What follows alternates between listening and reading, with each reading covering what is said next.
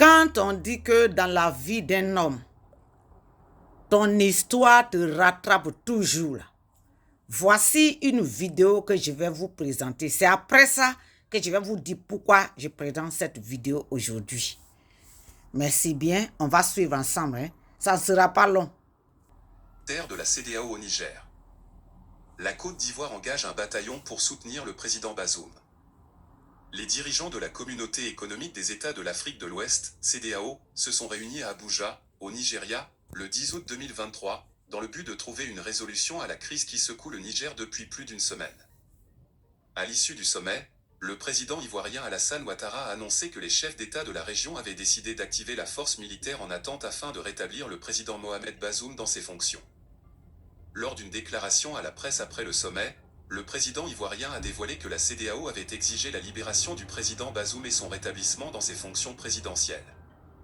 En parallèle, les dirigeants de la CEDEAO ont donné leur accord pour le déploiement de troupes provenant de plusieurs pays, dont la Côte d'Ivoire, selon les informations transmises par Alassane Ouattara. La CEDEAO, les chefs d'État ont décidé d'activer la force en attente et de déployer cette force pour rétablir l'ordre constitutionnel au Niger. Les chefs d'État ont marqué un accord donc pour le déploiement des troupes d'un certain nombre de pays, dont la Côte d'Ivoire. La Côte d'Ivoire fournira un bataillon et a pris toutes les dispositions financières pour l'opération. Si elle doit durer 3 mois, les provisions seront faites au niveau budgétaire pour que nos soldats et nos officiers qui participeront à cette opération ne manquent de rien. Donc la Côte d'Ivoire est prête et je viens de donner instruction au chef d'état-major général des armées de commencer la mobilisation de ces troupes pour leur participation à cette opération de la CEDEAO. La Côte d'Ivoire engagera un bataillon et a pris toutes les dispositions financières pour mener à bien cette opération. Si celle-ci s'étend sur 3 mois, les ressources nécessaires seront allouées dans le budget afin d'assurer. Voilà. Voilà un peu de quoi je voudrais parler. Quand on dit que dans la vie, là, ton histoire te rattrape, tous ces pays aujourd'hui qui ont des difficultés et qui sont en train de faire une révolution au niveau de l'armée, je parle des gouvernements de transition. Voilà, en commençant par le Mali, la Guinée, le Burkina Faso et le Niger aujourd'hui.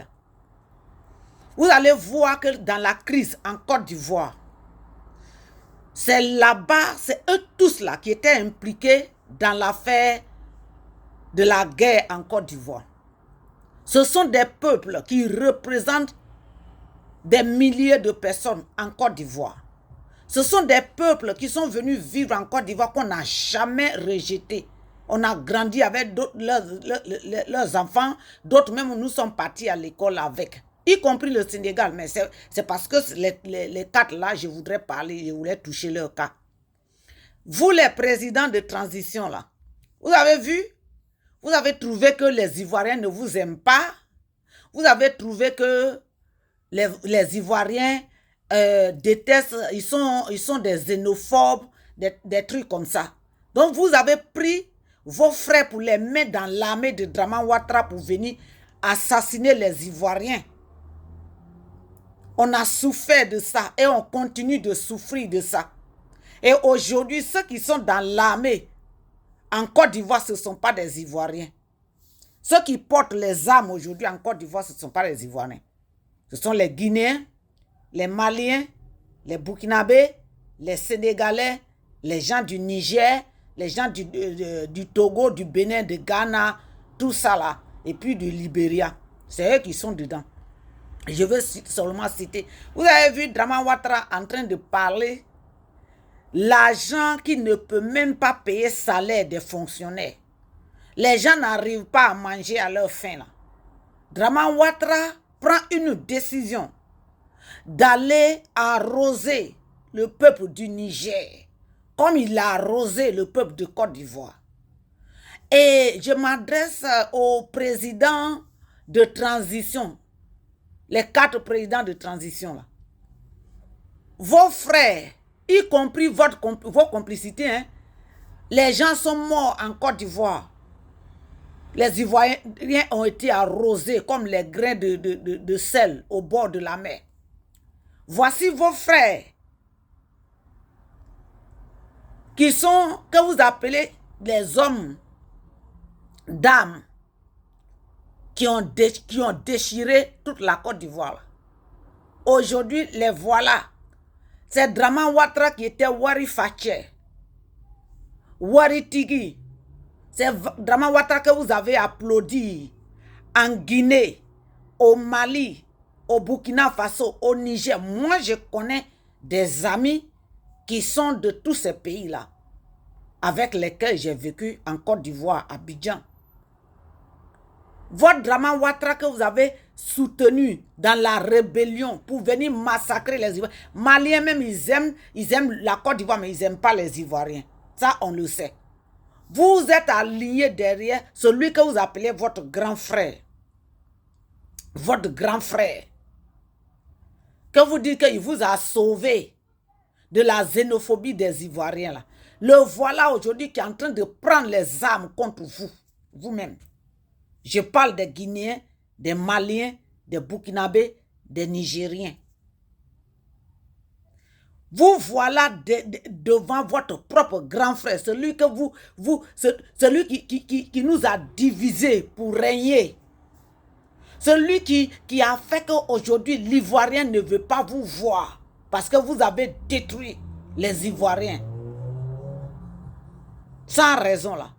Le voilà qui veut envoyer les militaires dans vos pays, dans vos maisons là, pour tuer ses propres frères qui l'ont aidé à faire la révolution.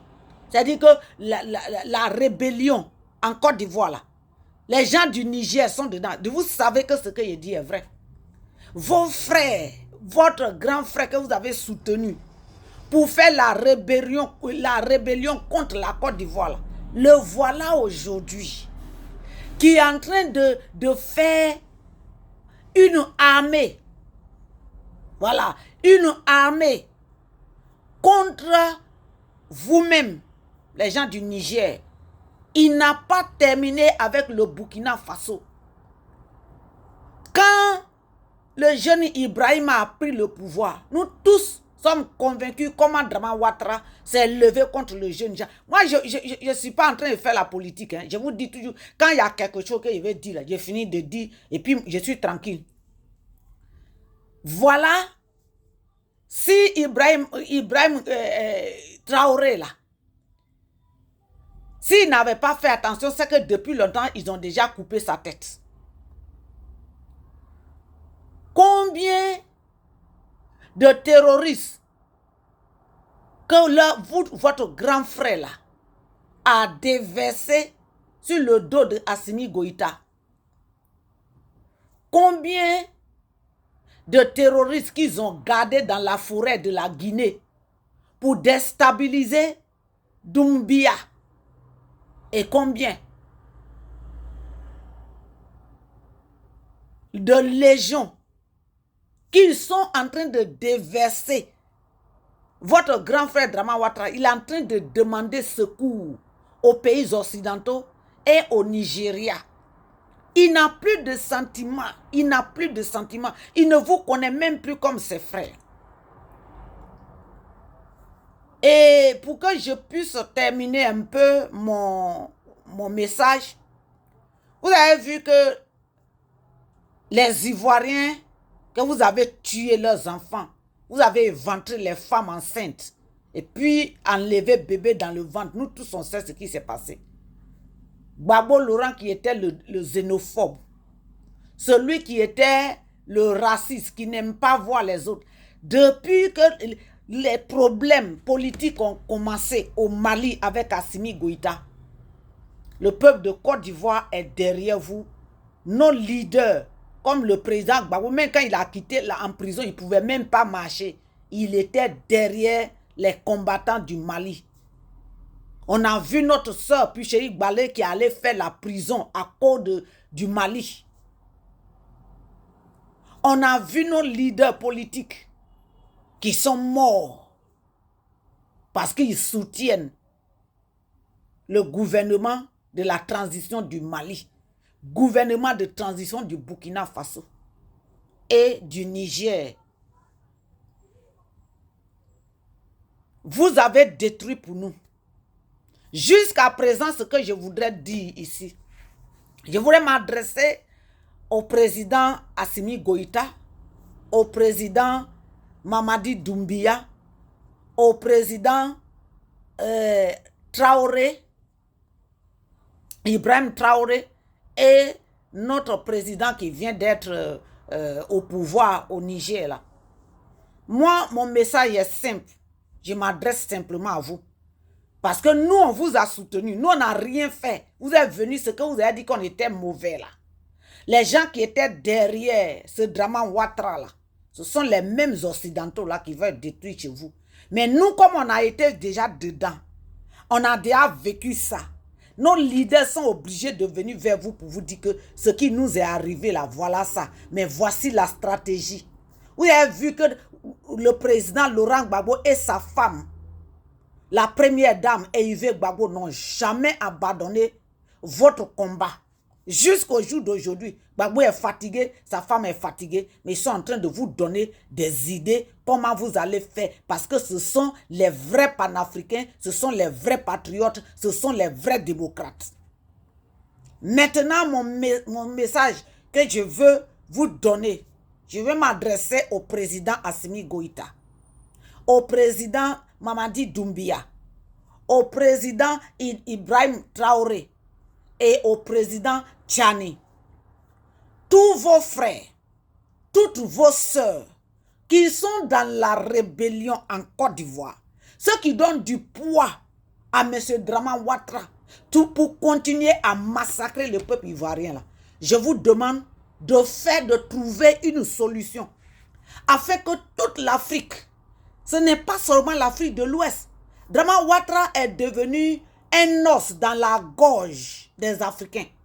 Donc moi, en tant que la fille de l'Afrique, et ce que je dis là, ce n'est pas politique, hein, je ne suis pas politicien, c'est ce que je vois que je suis en train de dire. Voilà. En tant qu'enfant de l'Afrique, je viens maintenant vous donner ma part de message. Arrangez-vous et vos rebelles là, les rebelles de chez vous qui ont détruit chez nous là, ils sont toujours derrière Draman Ouattara, c'est eux qui font la faute.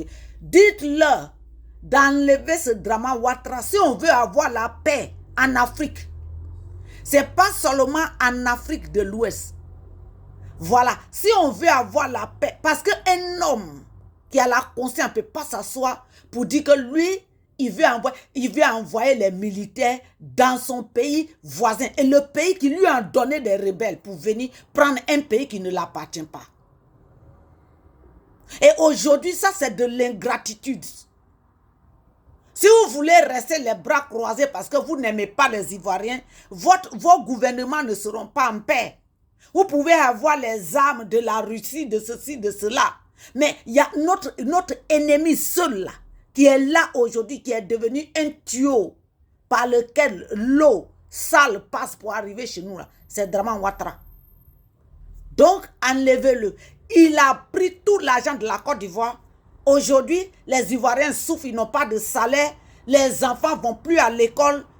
La Côte d'Ivoire que vous-même, vous connaissez et beaucoup d'entre vous ont quitté dans vos pays pour venir s'installer. On a vécu comme des familles là. Depuis que Draman Ouattara est dans notre pays là, on est devenus des ennemis. Et non seulement, ce sont vos partenaires. Je ne sais pas, je ne peux pas aller trop dans les détails là. Mais les Ivoiriens ne mangent pas. Ce sont des étrangers qui vivent en Côte d'Ivoire. C'est eux qui ont droit à la parole. Donc, comme le combat n'est plus maintenant contre la Côte d'Ivoire seul, voilà, c'est devenu un combat panafricain. Avant, quand le président Laurent Gbagbo et la Côte d'Ivoire étaient dans ce désordre-là, Beaucoup d'entre vous ont applaudi, ils ont accepté. Je me rappelle une fois, le président du Mali a dit que Dran Ouattara, eux, ils l'ont supporté là. Beaucoup de Maliens regrettent les Burkinabés. S'ils ne regrettent pas, c'est parce qu'ils savent que Dran Ouattara est d'origine de leur pays. Mais je sais qu'il y a beaucoup de Burkinabés qui n'ont pas aussi, qui n'ont pas baissé les bras, qui ont dit que ce que Dran fait, c'est pas bon. Donc, aidez-nous à nous débarrasser. Parce que ceux qui ont des armes en Côte d'Ivoire, pourquoi la Côte d'Ivoire ne bouge pas? Quand le président Gbagbo était au pouvoir, là, son armée a écrasé tous les rebelles. Écrasé, désarmé tous les rebelles. C'est la France qui est venue en renfort. Avec les mêmes pays du Niger et autres, Nigeria et autres là. Voilà. Et avec les gens qu'ils ont pris dans les pays, comment tu les vois, on dirait blancs, mais ils ne sont pas blancs. Non, c'est eux qui sont venus maintenant parce que l'armée de la Côte d'Ivoire avait déjà fini. Donc, j'envoie mon message encore à vous quatre. Arrangez-vous, parlez à vos frères. Voilà. Et trouvez une solution parce que nous, les Ivoiriens, on ne peut plus parler. Si on ne se débarrasse pas de la bête noire va nous finir. Vous avez vu, déjà 2 sont tombés. Le président Bédié est tombé. Le ministre Wassena, je crois, il est tombé. Donc, voilà mon message. Que Dieu bénisse l'Afrique. Merci beaucoup. C'est ce que je voudrais dire. Aujourd'hui, dans Ouattara, et la semaine dernière, en tout cas, j'ai vu un message sur YouTube, là, où on dit que le président de la Côte d'Ivoire, il dit déjà qu'il a 25 000 hommes pour aller combattre le Niger. Celui qui veut que lui-même son bien, il ne veut pas le bien d'autrui là. Vous l'avez soutenu jusqu'à il est devenu votre grand frère. Ado, votre ado, que vous dites qu'il va rester au pouvoir jusqu'en 2050 là. Voilà ce qu'il est en train de faire. Et il est sorti maintenant, il est en train de vous montrer son histoire, c'est-à-dire que sa vraie face. Je suis choqué que c'est le Mali, Draman Ouattara veut attaquer. Mali, actuellement, que c'est les Maliens à qui il a tout donné en Côte d'Ivoire. Les Guinéens là, aujourd'hui même, nos terrains, tout, je dis nos terrains, les gens construisent, les Guinéens là, ils ont des maisons en Côte d'Ivoire sur les terrains des gens. Les Burkinabés ont tout pris. Vous, les gens du Niger, vous savez que le port de Côte d'Ivoire, là, c'est vous qui êtes les maîtres là-bas. Aucun Ivoirien ne peut trouver du travail. Parce qu'il est en train de payer ces gens-là pour l'avoir mis au pouvoir. C'est lui aujourd'hui qui se lève contre vous. Donc, voilà mon message. J'espère que... Voilà, c'est pour ça que quand j'ai commencé, j'ai dit que quand on dit que l'homme, dans la vie là, l'histoire de l'homme le rattrape là. C'est ça. Celui qui était votre grand frère hier. Celui qui vous aimait jusqu'à... Il vous aimait plus que les Ivoiriens qui vous ont accepté. Avant même l'indépendance de la Côte d'Ivoire. D'autres même après l'indépendance qui sont venus.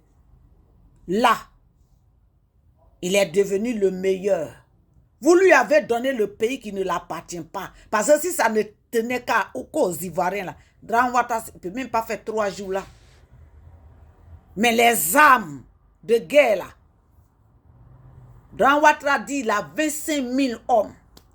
Et j'envoie aussi ce message là à tous ceux qui sont derrière Dran Ouattara en train de détruire la Côte d'Ivoire là. Je vous dis de mettre vos fusils là dans vos poches. Parce que vos pays d'origine là sont attaqués par Dran Ouattara. La Guinée est attaquée par Dran Ouattara. Le Mali est attaqué par Dran Ouattara. Le Niger est attaqué par Dran Ouattara. Son propre pays, Burkina Faso là. Je suis choqué même. Je suis choqué. Donc voilà mon message. C'est pas que je veux faire la politique, hein, mais dans la vie là aussi, il faut se libérer. Voilà, nous là, c'est pas parce qu'on fait parole de Dieu qu'on n'a pas dit la vérité. Dieu même là. C'est les prophètes qui l'envoyaient dire la vérité. Quand le prophète dit à un leader, un roi, que toi, si tu vas en guerre là, tu vas mourir là-bas. Ceci est la parole de l'Éternel. Tu vas en guerre, il n'y a pas de problème. Tu peux aller, mais tu vas mourir là-bas.